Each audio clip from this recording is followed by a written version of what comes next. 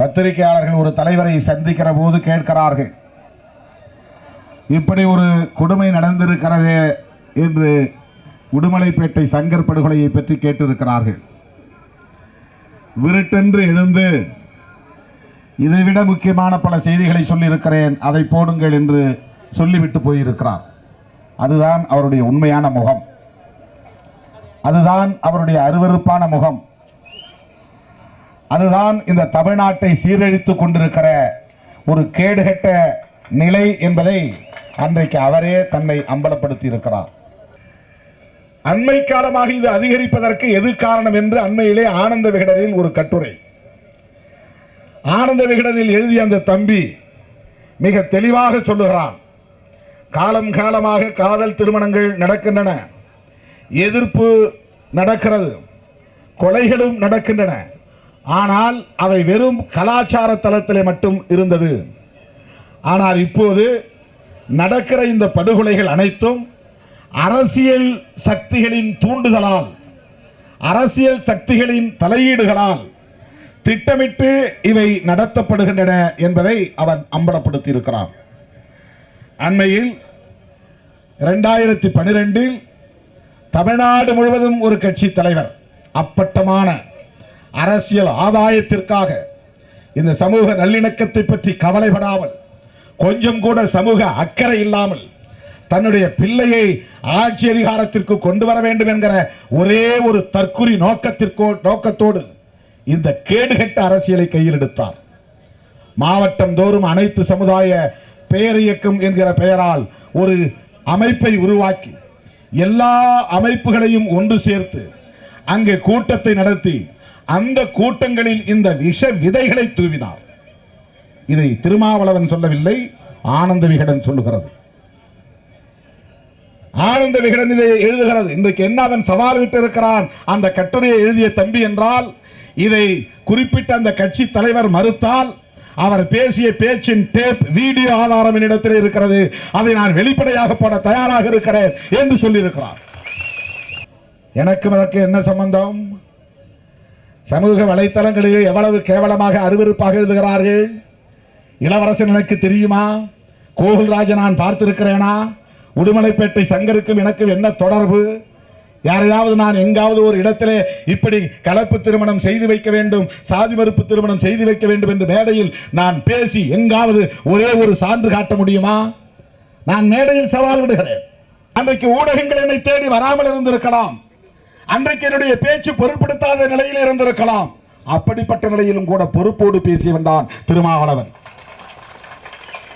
ஒடுக்குமுறையை எதிர்த்து பேசியிருக்கிறேன், அது உலகம் முழுவதும் பொருந்தும். அடங்க மறுப்போம் என்பது தலித்துகளுக்கு மட்டுமல்ல, உலகம் முழுவதும் அனைவருக்கும் பொருந்தக்கூடிய முழக்கம் அது. ஒடுக்குமுறை எங்கே நிகழ்ந்தாலும் சிங்களவன் அடக்க பார்க்கிறான், தமிழன் அடங்க மறு என்பது தமிழனுக்கு பொருந்தும்.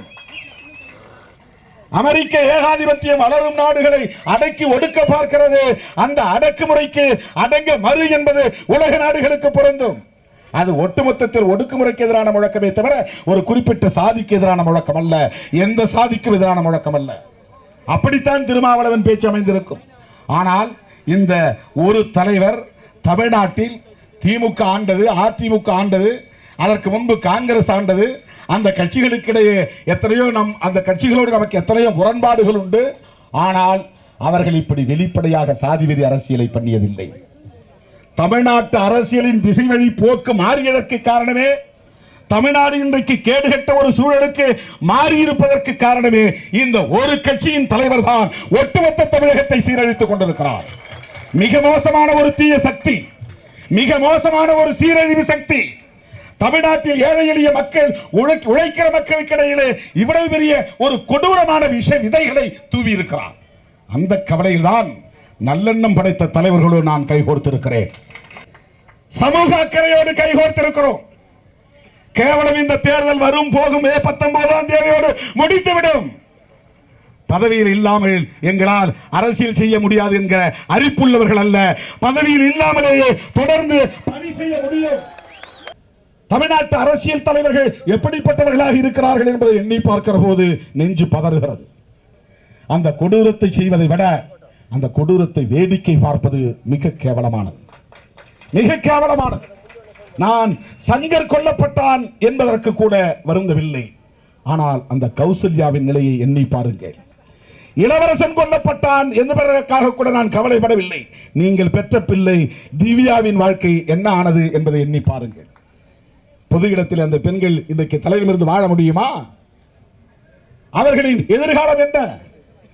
இந்த காட்டுமிராண்டித்தனம் எங்கே போய் முடியும்? தலித்துகளை கொள்ளுவது என்பது நீண்ட நெடுங்காலமாக இருந்து வருகிறது. ஆனால் நீங்கள் பெற்று வளர்த்து பாலூட்டி சீராட்டி உச்சி மோந்து கண்ணே பொன்னே மணியே என்றெல்லாம் அந்த குழந்தையை கொஞ்சி விளையாடினீர்களே, அப்படிப்பட்ட அந்த குழந்தையை கொல்லுவதற்கு உங்களுக்கு எப்படி மனம் வருகிறது? ஈவிரக்கமற்ற நிலை. இந்த நிலையை உருவாக்கியது யார்? கௌசல்யா சொல்கிறார், என்னுடைய தந்தையை செய்திருக்க மாட்டார், என் தாயினை செய்திருக்க வாய்ப்பில்லை. இதிலே யாரோ தலையிட்டு இருக்கிறார்கள். கைது செய்யப்பட்ட 4 பேரில் ஒருவன் இந்து மக்கள் கட்சியை சார்ந்தவர் என்று அன்றைக்கு பத்திரிகைகளில் செய்தி வருகிறது. இவர்கள்தான், இப்படிப்பட்ட சக்திகள் தான் அந்த குடும்பத்தை சார்ந்தவர்களையும் மீறி முடிவெடுக்கிறார்கள். இது எவ்வளவு பெரிய ஆபத்தானது! பரமக்குடியிலே போலீஸை நெஞ்சிலே கை வைத்து தள்ளினார்கள் என்பதற்காக துப்பாக்கிச்சூடு நடத்தியது தமிழ்நாடு காவல்துறை. தாமிரபரணியிலே ஒரு பெண் போலீஸ் மீது யாரோ கையை வைத்து விட்டார் என்பதற்காக துப்பாக்கிச்சூடு நடத்தி 17 பேரை படுகொலை செய்தது தமிழ்நாடு காவல்துறை. ஆனால் இப்படிப்பட்ட கேவலமான படுகொலை தமிழ்நாட்டில் பட்டப்பகலில் வெட்ட வெளியில், அதுவும் கடைவீதியில் இளநீரை சீவுவதைப் போல சீவிவிட்டு போய்கொண்டே இருக்கிறார்களே. இந்த கூலிப்படை கலாச்சாரத்தை தடுக்கிற நடவடிக்கை ஏதாவது எடுக்கப்பட்டிருக்கிறதா? தமிழ்நாட்டின் முதலமைச்சர் என்ன செய்து கொண்டிருக்கிறார்? இந்த அரசு செயலிழந்து கிடக்கிறதா? எப்பேற்பட்ட அவலம் இது! இதை கண்டிக்கிற துணிச்சல் ஏன் தமிழ்நாட்டு அரசுக்கு இல்லை? செல்வி ஜெயலலிதாவுக்கு இல்லை, இந்த ஆட்சியாளர்களுக்கு இல்லை. இதுதான் நமக்கு வேதனை அளிக்கிறது. இப்படிப்பட்ட சூழலில் தான் என்னை தேவையில்லாமல் அதில் சம்பந்தப்படுத்தி எனக்கு எதிரான ஒரு வெறுப்பையும் இளைஞர்கள் இன்றைக்கு சமூக வலைத்தளங்களிலே பதிவு செய்கிறார்கள் என்று நான் கேள்விப்பட்டேன். அவர்களுக்கு தவறான தகவல் கொடுத்ததால் அவர்கள் ஆத்திரப்படுகிறார்கள். நான் இந்த இடத்திலும் இப்படிப்பட்ட சமூக பதற்றத்தை உருவாக்கக்கூடிய எந்த செயலிலும், நியாயமான செயலாக இருந்தால் கூட பதற்றத்தை உருவாக்கக்கூடாது என்பதிலே நான் கவனமாக இருப்பேன். உரிமையை கூட சமூக பதற்றத்தை உருவாக்காத வகையில் எப்படி கேட்பது என்பதிலே இந்த இயக்கம் கவனமாக இருக்கிறது. என்னை நெருங்கி என்னோடு பழகுகிறவர்கள் அதை புரிந்து கொள்ள முடியும். என் மீது அபாண்டமான பழியை சுமத்துகிற அவரே என்னுடைய நிதானத்தையும் என்னுடைய பொறுமையையும் பலமுறை பாராட்டியவர்தான். இன்றைக்கு திருமாவளவனை அடையாளப்படுத்தி இந்த தலித் வெறுப்பை ஒரு அரசியல் ஆதாயமாக்க வேண்டும் என்று அவர் திட்டமிட்டு அதை ஒரு செயல் தந்திரமாக கையாளுகிறாரே தவிர எனக்கும் இங்கே நடக்கிற இந்த சம்பவங்களுக்கும் சம்பந்தமில்லை என்பது அவருக்கே தெரியும். ஆனால் இப்படி ஒரு நிலையை ஏற்படுத்தினால், சமூக பதற்றம் உருவானால் தனக்கு அரசியல் ஆதாயம் கிடைக்கும் என்று கனவு கண்டு கொண்டிருக்கிறார். கொஞ்சம் கூட சிரிக்காமல் 200 தொகுதிகளில் நாங்கள் வெற்றி பெறுவோம், எழுதி வைத்துக் கொள்ளுங்கள். இப்ப 34 தொகுதியை என்ன செய்ய போகிறீர்கள்? போனா போவது, எதிர்க்கட்சி வரட்டும். இதை திரைப்படத்திலே வடிவேலால் மட்டும்தான் இப்படி சொல்ல முடியும். திரைப்படத்திலே நண்பர் வடிவேல் அவர்களால் மட்டும்தான் இப்படியெல்லாம் வசனம் பேச முடியும். அரசியலில் இப்படி ஒருவர் வசனம் பேசிக் கொண்டிருக்கிறார். எனக்கு தனிப்பட்ட முறையில் அவர் மீது எந்த கோபமும் இல்லை. ஆனால் ஒட்டுமொத்த உழைக்கும் மக்களிடையே நாடு முழுவதும், எனக்கும் பட்டுக்கோட்டையில் இருந்த அந்த தம்பிகளுக்கும் என்ன சம்பந்தம்? கொடியேற்ற போனேன், என்னை அவன் குறிவைத்திருக்கிறான், காவல்துறை கைது செய்கிறது. அதற்கு பின்னணியில் இவர்கள் பரப்பிய அவதூறுதான் காரணம். இன்றைக்கு உடுமலைப்பேட்டையில் நடந்திருக்கிற சம்பவத்திற்கும் எனக்கும் என்ன தொடர்பு? அந்த தம்பியை நீ போய் இந்த பெண்ணை பார்த்து காதல் பண்ணு என்றா நான் சொன்னேன்? அல்லது நீங்கள் இப்படியெல்லாம் காதல் பண்ணுங்கள் என்று 10ஆம் எங்காவது சொல்லியிருக்கிறேனா? அண்ணன் இரா முத்தரசன் கூட இங்கே துணிந்து சொன்னார், யாரும் யாரையும் காதலிக்கலாம் என்று சொன்னார். அப்படி கூட நான் எங்கும் பேசியதில்லை. காதல் செய்ய அனைவருக்கும் உரிமை உண்டு. கௌசல்யாவுக்கு தன்னுடைய கணவன் யார் என்று தேர்ந்தெடுக்கிற உரிமை கௌசல்யாவுக்கு உண்டு. கௌசல்யா 10 வயது குழந்தை அல்ல, கௌசல்யா 13 வயது குழந்தை அல்ல, கௌசல்யா 20 வயதை தாண்டிய பெண். அவருடைய அப்பா கேட்டிருக்கிறார், அம்மா கேட்டிருக்கிறார், தாத்தா கேட்டிருக்கிறார், பாட்டி கேட்டிருக்கிறார். அம்மா வேண்டாம் என்று சொன்ன பிறகும் கடத்தி கொண்டு போய் 4 நாள் வைத்து சித்திரவதை செய்து சாப்பாடு கொடுக்காமல் தண்ணி கொடுக்காமல் நீ ஒத்துக்கொள்ள வேண்டும், அவனை விட்டு வர வேண்டும் என்று வற்புறுத்திய நிலையிலும் கூட கௌசல்யா உறுதியாக இருந்திருக்கிறார். என்ன சொல்லியிருக்கிறார் என்றால், நான் சங்கரை திருமணம் செய்து கொண்டேன், அவனோடு தான் வாழ்வேன் என்று உறுதியாக சொன்னபோது எக்கேடாவது கெட்டுப்போ என்று அந்த பெண்ணை கொண்டு வந்து உடுமலைப்பேட்டையிலே கடைவீதியிலே இறக்கி விட்டு போய்விட்டார்கள். அதன் பிறகுதான் வம்பே வருகிறது. இதை கௌசல்யாவை சொல்லுகிறார். அந்த குடும்பத்தை சார்ந்தவர்கள் போனா போகட்டும் என்று விட்டுவிட்டார்கள். ஏன் இதை நான் சொல்லுகிறேன் என்று சொன்னால், கௌசல்யா மெத்த படித்தவர், பொறியியல் கல்லூரி மாணவி, 20 வயதை தாண்டியவர். அவருக்கு ஒரு பெண்ணுக்கு தன்னுடைய வாழ்க்கையை தேர்வு செய்வதற்கான சுதந்திரம் இருக்கிறதா இல்லையா, உரிமை உண்டா இல்லையா? அதை இன்றைக்கு பெற்றோர் என்கிற முறையிலே அவர்கள் கண்டிப்பதற்கு அல்லது தடுப்பதற்கு அவர்களுக்கும் உரிமை உண்டு, பெற்றோர்களுக்கு உரிமை உண்டு. அதை நான் மறுக்கவில்லை. தன்னுடைய பிள்ளை தவறான முடிவெடுத்தால் வழிகாட்டுவதற்கும் நெறிப்படுத்துவதற்கும் பெற்ற தந்தைக்கும் தாய்க்கும் உரிமை உண்டு, அதிகாரம் உண்டு, பொறுப்பு உண்டு. அதில் நமக்கு மாற்று கருத்தில்லை. ஆனால் அதை தாண்டி எனக்கு எல்லாம் தெரியும், நான் இந்த வாழ்க்கையை தேர்வு செய்துவிட்டேன் என்று அவர்கள் உறுதியாக இருக்கிற போது இப்படி கொடூரமாக படுகொலை செய்வோம் என்று சொன்னால் எங்கே போய் முடியும்? தயவு கூர்ந்து தோழர்களே, இதை நீங்கள் எண்ணி பார்க்க வேண்டும். இது ஒன்றல்ல.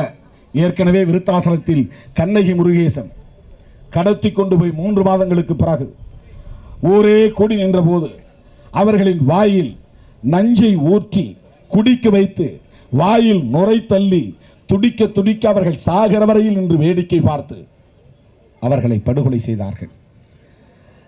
அடுத்து பழனி அருகே முத்துக்குமார் புவனேஸ்வரி, இந்த ஒரு சில ஆண்டுகளில் மட்டும் மிகப்பெரிய அளவிலான இந்த சாதி ஆணவ படுகொலைகள், இளவரசன் திவ்யா, கோகுல்ராஜ் சுவாதி, முத்துக்குமார் புவனேஸ்வரி, சங்கர் கௌசல்யா, எண்ணி பாருங்கள். இது வெளிச்சத்திற்கு வந்தவை, வெளிச்சத்திற்கு வராதவை எவ்வளவு எவ்வளவு?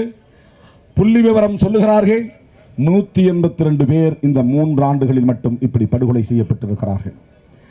ஐபிஎஸ் அதிகாரி சொல்லுகிறார், கணக்கில் வராத கொலை என்று கணக்கில் வராத 5000 பேர் தலித்துகள் கொல்லப்பட்டிருக்கிறார்கள் என்று சொல்லுகிறார். இப்படிப்பட்ட அவலங்களில் இருந்து தமிழ்நாட்டை காப்பாற்றவும், தமிழ்நாட்டை மீட்கவும், தமிழ்நாட்டு மக்களை நல்வழிப்படுத்தவும் உறுதியேற்று மக்கள் நல கூட்டணி தேர்தலை சந்திக்கிறது.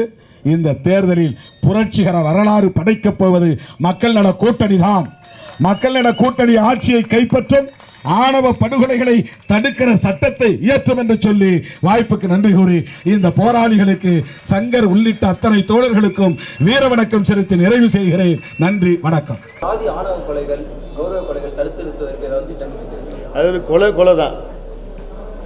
அது கௌரவ கொலையாக இருந்தாலும் சரி, அரசியல் கொலையாக இருந்தாலும் சரி, சொத்து தகராறு கொலையாக இருந்தாலும் சரி, பொருளுக்காக கொலை செய்வது எல்லாம் கொலை தான். அது கண்டிக்கத்தக்கது.